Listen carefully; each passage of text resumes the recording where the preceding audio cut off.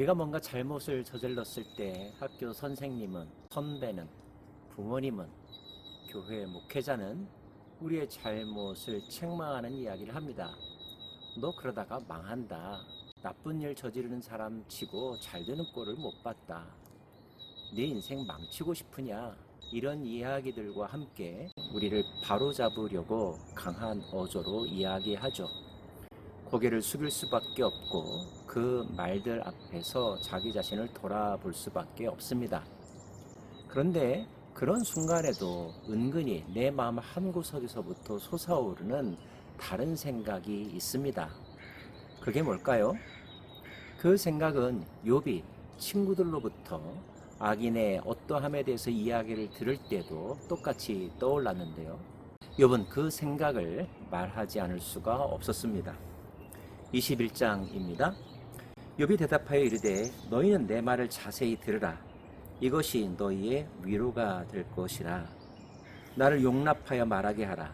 내가 말한 후에 너희가 조롱할지니라. 내 말 좀 먼저 좀 들어봐라. 내 말이 끝나기 전에는 좀 참고 기다려봐라. 그 다음에 너희들이 나를 위로하든지 충고하든지 해달라. 이런 말입니다. 아마 욥은 자기가 하고 싶은 말이 너무나 많았음에도 불구하고 아직 다 쏟아놓지 못했음에도 불구하고 친구들이 그 말을 가로막고 자기들의 판단에 근거하여 욥을 몰아치는 것, 그 행위 자체 때문에 마음에 상처를 입었고 답답했던 것 같습니다. 특별히 그 앞에서 나아마 사람 소발은 뭐라고 말합니까?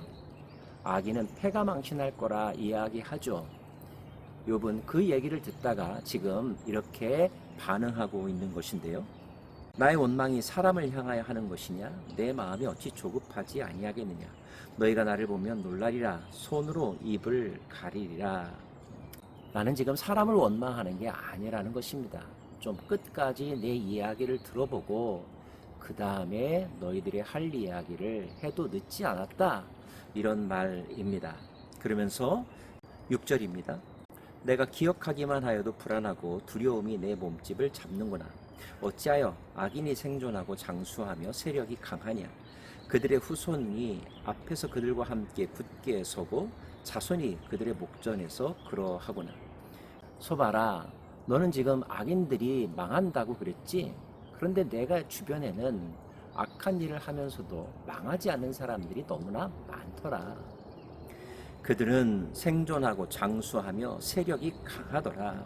집은 평안하고 두려움이 없고 하나님의 진노, 하나님의 매는 그들 위에 한 번도 임하지 않더구나.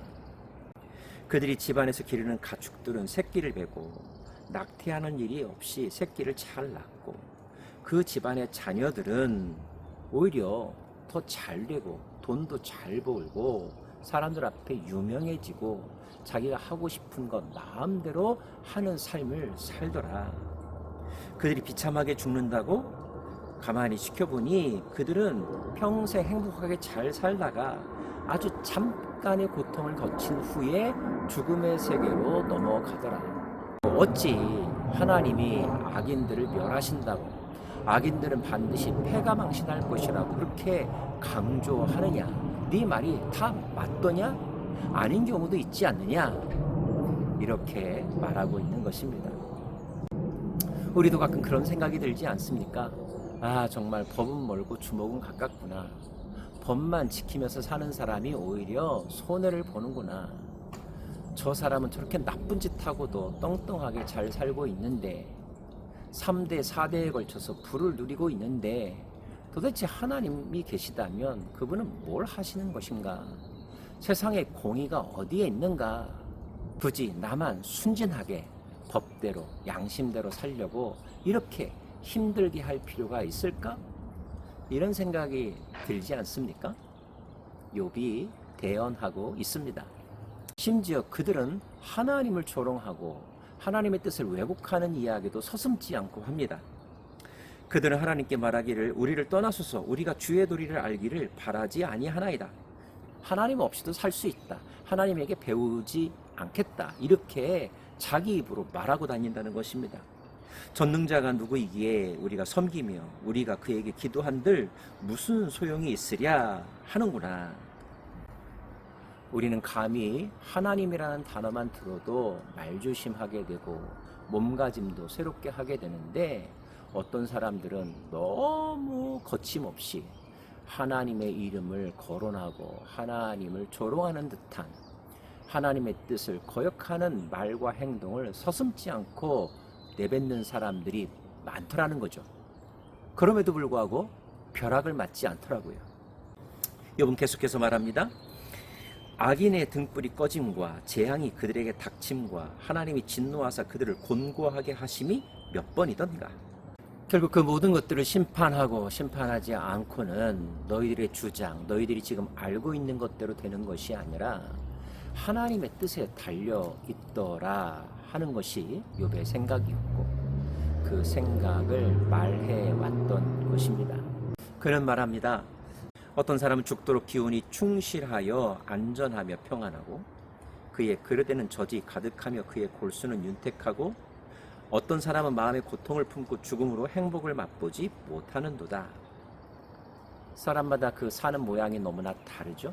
이런 길도 있고 저런 길도 있고, 평생 이렇게 부한 삶을 살다가 죽는 사람이 있는가 하면 평생 한 번도 쨍하고 볕들 날을 경험하지 못하고 쓸쓸히 또 비참하게 죽어가는 사람들이 있습니다.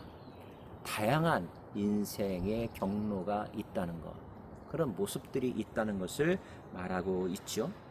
지금 나에게 악인은 반드시 망한다고 벌받는다고 하면서 나를 책망하거나, 아니면 그렇게 살지 않는 길을 권하면서 나를 지금 위로하려고 하는데, 너의 말은 부분적으로 맞을지는 모르지만 완전히 맞지는 않다. 현실을 모르고 하는 소리다. 그런 말로 나를 위로하려고 하지 말아다오. 이렇게 말하고 있습니다. 욥의 이 이야기를 통하여 욥이 진정으로 하고 싶었던 말은 무엇일까요? 저는 제일 처음에 그가 한 말, 여기에 초점을 맞추었으면 좋겠습니다. 내 말을 좀 들어다오. 내 말을 다 들은 다음에 나에게 말해도 늦지 않겠다 하는 말입니다. 마음이 급한 사람은 상대방의 말을 들으려고 듣는 것이 아니라 분석하려고 듣고 가르치려고 듣습니다. 그래서 어느 시기가 오면 참지 못하고 더 기다리지 못하고 바로 개입하여 정답을 가르쳐 주려고 하죠. 옳고 그름을 분석해주고 판단하려고 합니다. 아직 그 사람은 할 얘기를 다 하지 못했는데 말이죠. 심지어 그 사람은 모르고 하는 이야기도 아닌데 말입니다. 그 사람 단지 그의 마음을 쏟아놓고 싶을 뿐입니다. 어쩌면 그 사람은 정답을 어느 정도 알고 있습니다. 다 들어주기만 해도 그 사람은 스스로 길을 찾아갈 수도 있을 것입니다. 그런데 그 몇 분을 기다릴 인내심이 듣는 우리에게 부족할 때가 많습니다. 특별히 뭔가 먼저 경험했고 어디서 먼저 배웠다고 생각하는 사람들, 지적인 교만이죠. 우월주의에서 비롯된 미성숙한 행동입니다. 우리가 하나님의 성품 가운데 배워야 될 중요한 한 가지는 하나님은 기다리는 분이시라는 것입니다. 때로는 전광석화 같이 순식간에 우리의 삶에 개입하기도 하시지만, 때로는 아니 계시다 싶을 정도로 잠잠히 묵묵히 기다리십니다. 우리가 어디까지 가는지, 무슨 말까지 하는지 다 들어보기도 하는 분이시라는 거죠. 하나님은 다양한 방법으로 이 세상을 통치하십니다. 악인을 다루는 방법도 여러 가지이죠. 바로 회초리를 대실 때도 있지만 내버려 두실 때도 있고요. 기다리실 때도 있습니다. 우리가 알지 못하는 방법으로 그를 컨트롤하시기도 하십니다. 우리는 그것을 다 알지 못합니다. 물론 우리의 경험은 중요합니다.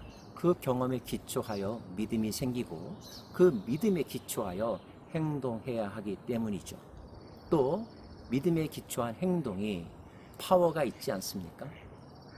하지만 또 한 가지 우리가 기억해야 될 것, 나는 다 알지 못한다는 믿음.